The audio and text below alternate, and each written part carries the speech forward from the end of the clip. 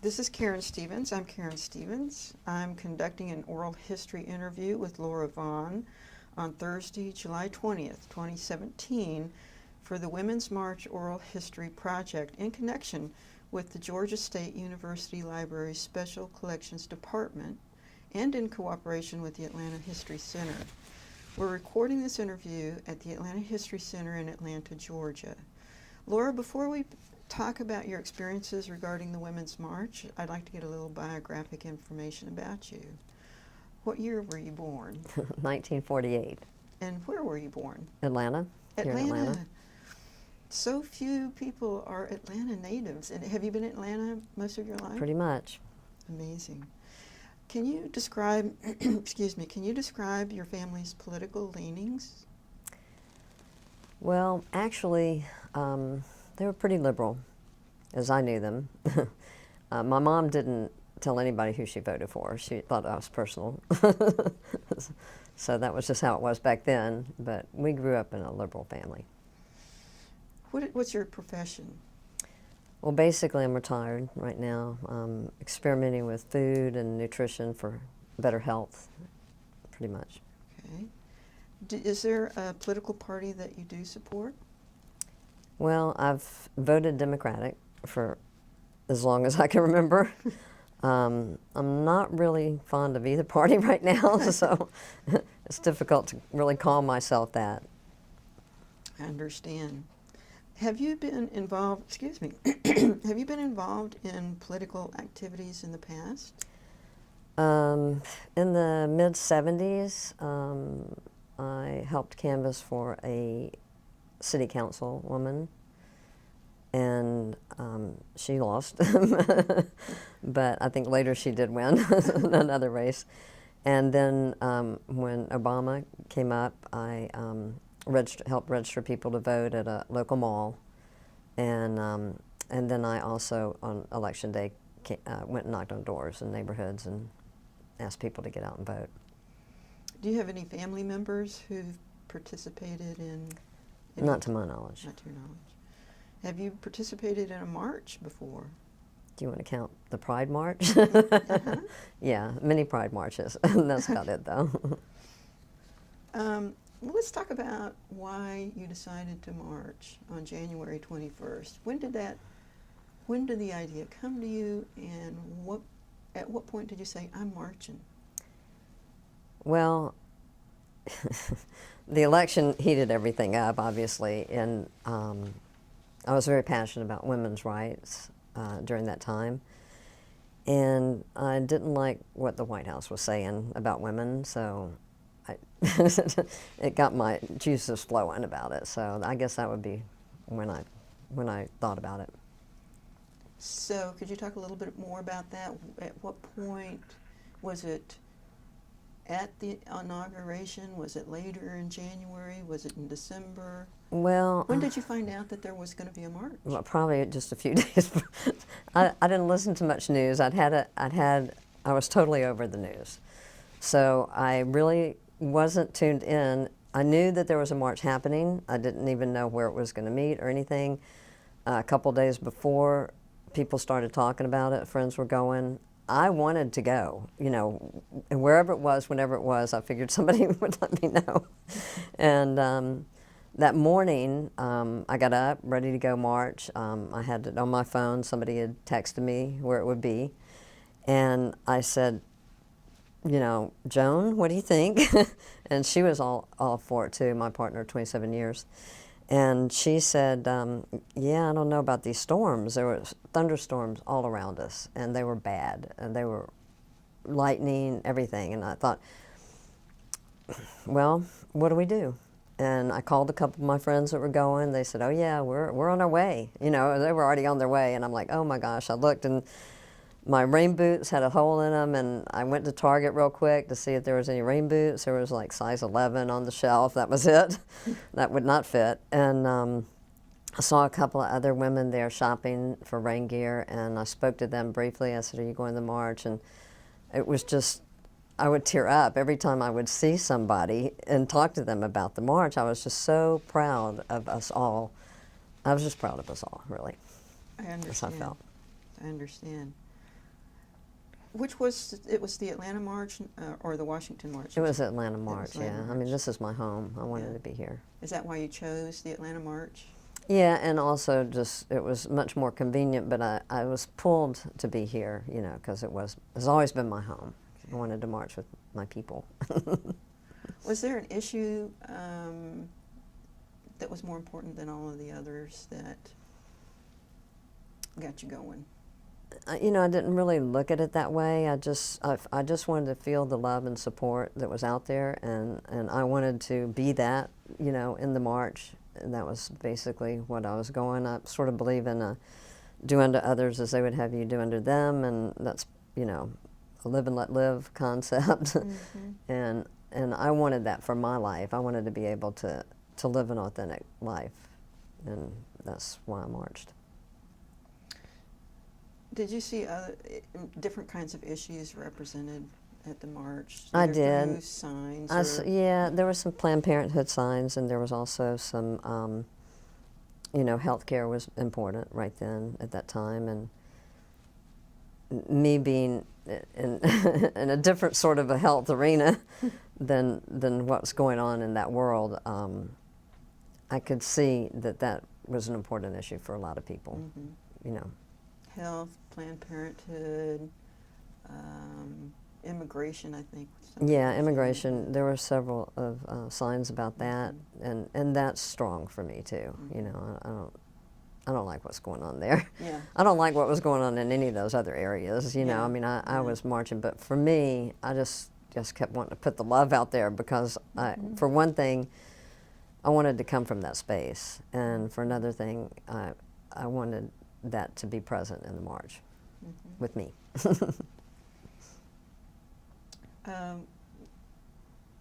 Did you say this was your first time protesting in some kind of a march? Yeah, and you know, I didn't really feel like, yes, and I didn't feel like it was really a protest. I felt like it was more of a, that I was for something rather than against something. And I was for all the things that we were marching for. I mean, I'd see something and I'd go, well, yeah, okay, you know.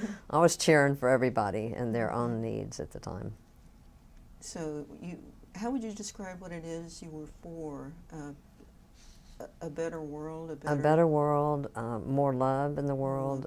There was a lot of anger going on at that time. There was a lot of fighting. You know, the way I look at my emails today, if the word fight's in it, I just delete them all, you know. So, and if somebody's name is in there, I delete it all too. I'm not mentioning that, but I think you can figure that out.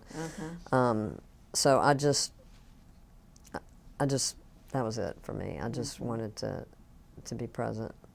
Yeah. All right, as far as getting to the march, well, let me ask you this first. What were you expecting or hoping to get from the march? You know, I didn't really have any expectations. It was just I was pulled into the energy of it. It was just, I was just going. You know, I just said, there's nothing else I want to be doing today. I just want to march with everybody else who's there. And because of the weather, I thought there would be only a few people there. And so, you know, getting to the march, your next question, we start out a little late. I didn't know, since I don't watch the news, I didn't know that the march had been postponed an hour due to the weather, which was really good because we were about an hour late, so we got there right on time.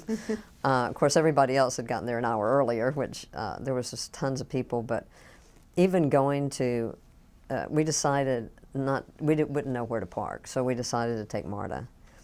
And MARTA, we got to the Brookhaven station, and there was a ton of people lined up just to buy tickets from there. We did find a parking place there in the lot, which was nice, and the bottom fell out as soon as we got to the car, out of the car. It was just raining, raining, raining. I got drenched. I had worn some pants I thought were pretty waterproof, but as it turned out, they were not. I was drenched from the waist down, and my shoes were soggy. Everything was wet. But I didn't care. You know, I was just standing there in the rain. It did not matter. People were having trouble, you know, buying tickets on MARTA. Some people had never used MARTA before, so people were trying to help everybody.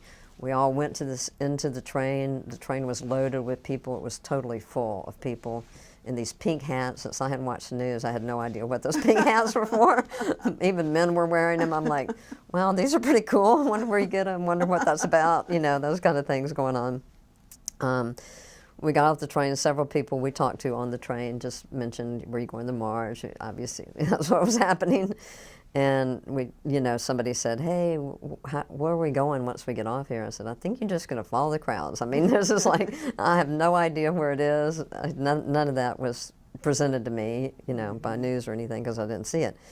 So when I got off the train and we started walking with the crowd, all I could see was people everywhere. I was thinking there was going to be like just a few people out in this rain. You know, the rain had totally stopped. The sun was coming out. Tons of people everywhere. You couldn't even see the streets, any of the streets. They were just full of people. And I don't know how many were there, but there were thousands and thousands and thousands. I think later they said 60,000, but at the time they were projecting like 4 to 6 to maybe 10,000, but with the rain, 4 to 6. Anyway, there were so many more people there than that. So we located the porta potties right away. And I thought, let's just do this first so we can move on. And when I was coming out of the porta potty, I heard this. Thought when I heard my name, and I turned to Joan and I said, did somebody call my name? I think I heard my name. And she said, no, nobody called your name. And then I heard Laura Vaughn, and I'm like, oh my gosh. Okay, yeah, somebody called my name, and it was a woman that I had known intimately, actually, in my past. And I had seen her. Well, I didn't recognize her at first, because we all have on rain gear, and we all look different than when I was 30, you know. So, yes, that was her. We talked for a while, and then we moved on. We were trying to get to the speakers, but we couldn't hear the speakers, and we couldn't get close to them. There was no way we could get to the people talking. So we just sort of sat around and wandered through the crowds, and we'd go one way and it'd dead end into some wall. We couldn't get past, so we had to come back, and the place was just mud everywhere around. So we were just slopping around through stuff. And we walked back up. I said, well, let's just go to where the march is going to begin. You know, so let's ask some people, find out where it's going to begin. Let's try and head that way, so we'll be at the front of the march so we can look back and see people. And so we did. And we got close, and I hear this, hey, neighbor, who's taking care of the cats? We're all here. And it was our neighbors down the street, and one of them was really afraid of crowds, and she had come, and I thought how courageous she was at the time. And in fact, we were talking, and as the crowds got a little tighter and tighter in that area, her partner said, we've got to go to the side, because she's afraid of crowds. And I was like, well, all right. So, you know, there's a lot of brave women out there doing what they felt was right, and that felt good. So we waited quite a while, and then the march started, and that was amazing. That's incredible. Afraid of crowds, thunder everywhere, Right. Lightning, soaking wet, mud, and y'all marched anyway. I was so proud of us, all of us, every single person out there. I was just, oof, you know, it just brought tears to my eyes. There was so much love and support. Yeah, I get that. Yeah. It's a great feeling to be a part of something that's bigger than Yeah. yourself, I think. And with a lot of courage. It took a lot of courage for everybody. And you don't even know what people went through, you know, to get there. Until I talked to this woman who's afraid of crowds, and she's in the biggest crowd I've ever seen in my life. I'm like, okay. But, you know, once I got there, I didn't feel the apprehension I had felt from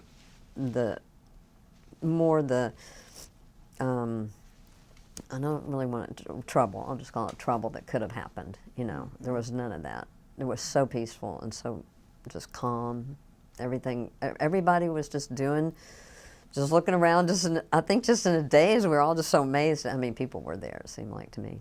What was your impression of police presence? Oh gosh, there was one particular place where there were about 10 motorcycle cops, I'd say, women and men. They were cheering us on. We were cheering for them. A lot of people were taking pictures with them, you know, had their pictures taken with them, and were taking pictures of them. I was proud of them. I was proud of our police. Were there, excuse me, were there any opposition posters or opposition? You know, there were a few, but I really didn't focus in on those. I was, you know, I felt like there was some posters that caught my attention. Joan had her phone. I did not have my phone. And so I was asking her to take pictures, and it was a big crowd, so she was trying to aim, and you know, that was going on. And we missed a lot of them, but she's got some good posters too. So we saw a lot. Yeah, there were very, very few opposition posters. I honestly did not see many at all. How did you and Joan stay together with the big crowds pushing Oh, this we way were and just that right way? there. Beside, yeah, we kept up with each other fine. It was crowds, but nobody was pushing and shoving. You know, to me, and in the area that we were in, we were sort of toward the front. So.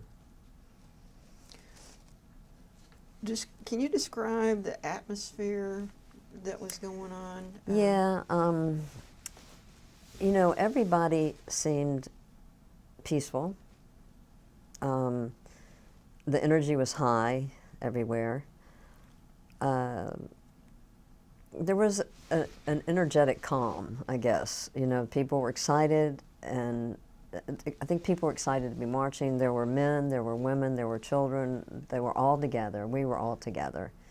And it just felt like there was so much love and compassion for each other. That's what I got from it anyway, and that's what I felt. The crowd was great. I loved it. And the signs, do you remember, I know it's been 6 months or so since the march, but do you remember any of the signs that you Well, saw? I've got one here that I like, that I read, and it was held by a man. I can't remember the signs, but I did go back and look at them, and it said, I march so that my mom, sisters, aunts, cousins, girlfriends, friends that are girls, co-workers, rondos, and maybe one day my daughter will have the same rights and privileges that I was born with. And that was carried by a man. I love that. Mm-hmm. This is, you know, it's just gonna. That's And great. then there was, let's see if this is the one. Yeah, a British woman, young teenager. Actually, a lot of teenagers there, women. I marched for my mom because my mom taught me to march for me, and that was really nice. Beautiful. There was a little girl holding a sign with a big love, and then a greater sign. Then what did she put here? Love is greater than hate. Mm-hmm. So, yeah, those were just a few of the ones. I can't remember any of them, but we enjoyed reading the signs, and we did try and take lots of pictures of them, but sometimes that was just not happening because of the crowds, really. Okay. Keeping us moving, you know. Yeah. We were moving. We didn't hang around and stop and try and take pictures anywhere. We were moving the whole time. We would get to the top of a hill, and I would say, Joan, look behind you. Take a picture. See, hold the camera up and see if you can get a picture of all these people back here, because we could see it. And all you could see at the top of the hill was people everywhere. You couldn't see anything but people. And she tried, but by the time the crowd had moved us on, you know, is when she took the picture. So we never did really get a good picture like that. But That you remember that's what's it. happening. Yeah. Were people chanting? People so- were chanting. Yeah, there were several chants. I honestly cannot remember any of the chants right now, but we chanted some of them as we went along. You know, and most of them were positive. I mean, in my opinion. And tell me about the speakers. There were speakers on the left, right, and on the right, and at the beginning and at the end. There were speakers. You know, we got there an hour late. I think the speeches had started a little before we got there. By the time we actually got up to anywhere near the speakers, there was no near the speakers, you know? Right. So we couldn't hear anybody. But we just were glad to be in the energy. Toward the end of the march, since we were at the front, we did get to hear John Lewis finish his speech. It was really just at the end of his speech saying, you know, I don't want to hold y'all up any longer. You've been great, you know, and thank you for marching. And he was very inspiring. I love him anyway. Mm-hmm. But I looked around, and that was when I told Joan, I said, we got to get out of here. We will never get back before midnight if we don't leave now. What time of day was that? It was probably around 6 or 7 when we left there, and because the march really didn't start till 3. There were so many people, you know. I'm going to say it was around 6. I really don't know. We were hungry. We had not eaten lunch because I was at Target trying to find rain boots. So I skipped lunch. I'd taken some nuts or something with me. Those were gone, you know. So we had water. We bought water there. There was a little stand. But when I said, we need to go, we got there. We got to the Georgia State MARTA station. And there were lines beginning to form, but we were at the beginning of them. So that was nice. And by the time we got down to the train, we were sort of at the first level. Just hordes of people came in after us. There was all the platforms were just full of people on both sides. You couldn't see anything but people and the train. That was it. So that was exciting. And then we got on the train, and we sat next to this guy who was coming in from Baltimore. In fact, his daughter was marching in Baltimore, and he was coming into Atlanta from Baltimore, and he was delayed. He was supposed to meet his friend that was picking him up at such and such time somewhere off the station. He couldn't even get to where he was going because of that, but he was right in with us, you know, excited, and everybody, we were talking about how many people they thought was in the march. You know, the energy was just so high, even on the train coming back. It was just, people were alive, you know, so passionate. Did they still have signs? Were they chanting? Oh yeah, Were they just we were talking about still, everything? yep, all of that, Oh, all of that was happening. Yeah. Tell me about. Did you watch any of the media? You didn't watch before. Was there media? I watched some of coverage? it, you know, on channels that I could look at. What did you think about that? The media coverage. You know, honestly, the stations I was watching, it was very positive, and they showed pictures all around the world of people marching. I loved that. I just, you know, even in some of these little bitty places, there were maybe 3 people, but they had their signs and they were out marching, and just they were marching for us. You know, it was like, it was good. Yeah, I know.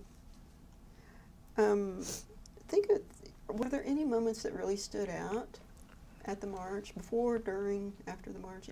Anything that really stood out?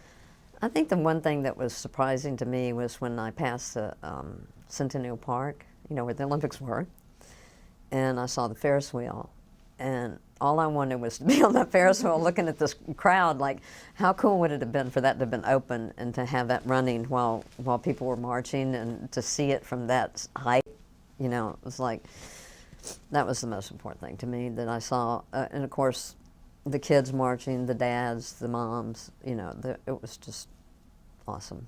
All of it. I can almost see that at the top of that big Ferris wheel at Centennial Park, and just being able to see the whole thing all at once. Right. That would have been phenomenal. Yeah. Was anybody on the Ferris wheel? No, do you know? nobody was on. I don't know if it was running. And Oh, okay. honestly, there was a part of me that wanted to just go over there and see if we could get on it, you know, and another part of me that just could not leave the march. You know, that was the deal for me. Yeah. Well, let's talk about. Well, let me ask you this. You talked about feeling emotional during the march whenever you saw the signs or connected with people. Could you talk a little bit more about that? Did that happen all the way through the march, Yeah. or just every now and then? And I was tearing up off and on through that whole march. It was just so powerful. The people, the love, the compassion, the respect that everybody had for each other was stellar. I mean, there was, I was just so proud. Yeah. I was just so proud of our courage, of our doing it, of making the effort to get there. Really, really, really just loving everybody that was there who was, you know, I expected, I guess maybe I did have an expectation that something could happen, but yet seeing this group, I never even thought of it again. It was, the group of people were just so calm, so peaceful, happy to be there. Everybody was up and smiling and talking to each other and laughing and dancing. Some people were dancing along. It was just a great crowd. okay. How have you been feeling since the march? Well, right after the march, you know, I was I was asking everybody if they went to the march, did they see it? You know, I emailed a lot of friends an email that I had gotten, which was pictures of the march all around the world and in different cities in the U.S. also. And so there was tons of pictures, and that, of course, I would just cry through the whole the whole thing watching that. But I remember being in my UPS store, a UPS store that I go to, and I don't know the women's name that worked there, but we've talked and spoken, and I asked them if they went to the march, and they said, no, we really, really wanted to, but we just couldn't get there. And they said, did you go? I said, yes, I did. I said, it was amazing. And I said, have you seen the pictures of it? Have you seen anything on it? I was like, have you seen it? I mean, it's huge. And they said, well, no, we haven't seen anything. So I ended up getting their email and emailing them pictures of what was going on. And I did that with a lot of my friends. And, you know, I was excited. I was inspired beyond belief. I just felt great. I was walking on air for several days, weeks. Now, you know, the momentum has fallen off for me, but I do know that some of the younger women in you know, where I hang out, they have picked up the ball and have started going to groups and sort of organizing some stuff and being a little more proactive. A lot of them were Bernie supporters, and I liked him too. Can't help but like Bernie. But anyway, so you know, that was. I'm not real political, so I never have been. I mean, there were times in my life I didn't even vote, you know, but I feel better about voting now, even though it's tricky times. So, what do you think will happen now? Well, it's hard to say what's going to happen because I don't really think there's anybody working up there in the White House or around there that I can see is doing anything positive. I feel like we're going backwards. But I do feel like that possibly if we can just get through these next 4 years, or maybe even if we can get rid of some of them in the process, or maybe they change. I mean, I don't know.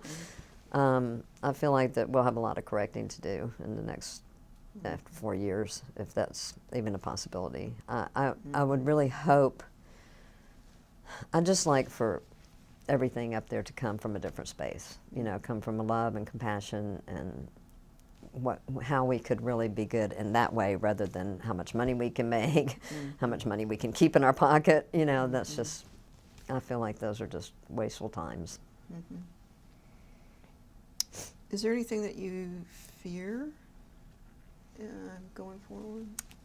I don't really have a lot of fear attached to this. You know, I know things move in their cycles, and I always believe that everything is in divine order and that things happen for a reason. I try and look for the reasons, and I've seen some reasons. You know, I think there's some stuff that needed to be brought to the surface that had not been brought to the surface in politics and the way we treat people and ourselves. And I think that we could all learn to love and respect each other a lot better. That's what I feel like. Will you continue to support this sort of the movement, the energy, the hope that came from the march? Yes, in my own way. I'll definitely, you know, if something pulls at my heart, I'll definitely go there. I definitely will. So I would say yes. I don't know how active I'll be. Pretty much live my life the way I want to see others live their life, and use that as an example. And that's the best I can do, really. I think it's all an individual effort, and then when that effort combines with others of like mind, I definitely am involved. Okay. How do you feel about the new government's activities since the march? I mean, what has I can't happened watch or the hasn't news. happened? Yeah. I take it with a grain of salt. Like, hopefully it'll go away one day and we can move forward. You know, that's what I think. I'd just like that to be true. I don't have much faith in what's going on right now. Has the march changed you in any way? It brought me to a bigger understanding of compassion and respect and connection with others. I guess that's the biggest thing. I pretty much always felt the same way I feel now about life and what goes on in it and how it works and how I perceive it and what the reasons are.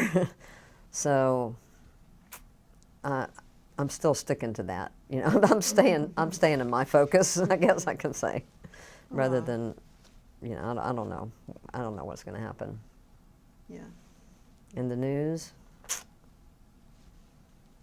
it's not pretty. Yeah. It's not pretty. None of it's pretty. Do you have any strategies that you could suggest for people to cope with what's been happening? Oh man, you know, I can feel the energy and the nerves and being out and among people and the anger and the tension and I get caught up in it too, and I try and just calm myself and be peaceful in it, and when it gets too much, I close everything out and just remember what's real and what's true for me. I would say don't watch the news. That's what I'd say. You know, very little news, as little news as you can take. You know, I'll hear something from somebody and I may want to go look it up and just see about that incident, and then I'll do that. But I try not to get so involved in it that it consumes me and everything around me, and I don't want to get mixed up in that with my feelings, you know. What advice would you give to anybody who's considering about going to a march in the future? You know, I would say if their heart pulls them in that direction, to go. You know, absolutely do it. It's one of the greatest things I've ever done. I'll never forget it. Still makes me cry. Well, it's important. I can understand being there and being both supported and supporting at the same time with no judgments or interference, and it just seemed so healthy. Yeah. So as we're starting to get to the end of the interview, I'd like to give you an opportunity to talk about anything that you want, maybe anything that we haven't talked about so far. I think I've pretty much said everything that I was going to say, that I can think of and remember. You know, I'm not as young as I used to be, but if you caught me right after the march, I'm sure. Okay. In fact, you probably did talk to me after the march. I did. So I hope that it came across as well this time as it did after the march, but it was something I'm really proud I did. Yeah. I will tell you this. I went to a doctor's appointment with my partner Joan, and she has something that runs in her family. It's no big deal, but we wanted to get it checked out, and we went to a hemochromatosis guy, you know, somebody who did blood at Emory over in Northside, and what a guy he was. I mean, he was so cool, and I could tell you about that office, but it's not relevant to this. But really, at the end of it, he said, "Hey, did you girls march in the march?" And I'm like, "Yes, we did. We both marched." I said, "Did you march?" He said, "No." He said, "Come here," and he called his other people over. He said, "Okay, tell these girls that I always go to marches, except when it's raining." I don't go in the rain, but he marches in everything. He was a great guy, and I really enjoyed him. So that was way after the march, and it just brought it all back. It was real fun to see somebody still that excited and that gung-ho and going to go for it no matter what. So he in fact, he was marching. That was right before tax day. So he was marching on tax day in the city. So I thought that was cool. We were out of town at a wedding, actually, so I couldn't march. Yeah. But other than that, I think, yeah, I'll probably march more. I love it. I just love it. Well, thank you, Laura Vaughn, for participating and sharing your story and being so authentic and honest about your experiences. We really do appreciate it, and I know that this current generations and future generations who look back on this will have a better understanding of what happened. I hope so. Thank you for doing all this, Karen. That was really great that y'all are doing this for us. We appreciate it. You bet. Thanks again. Thank you.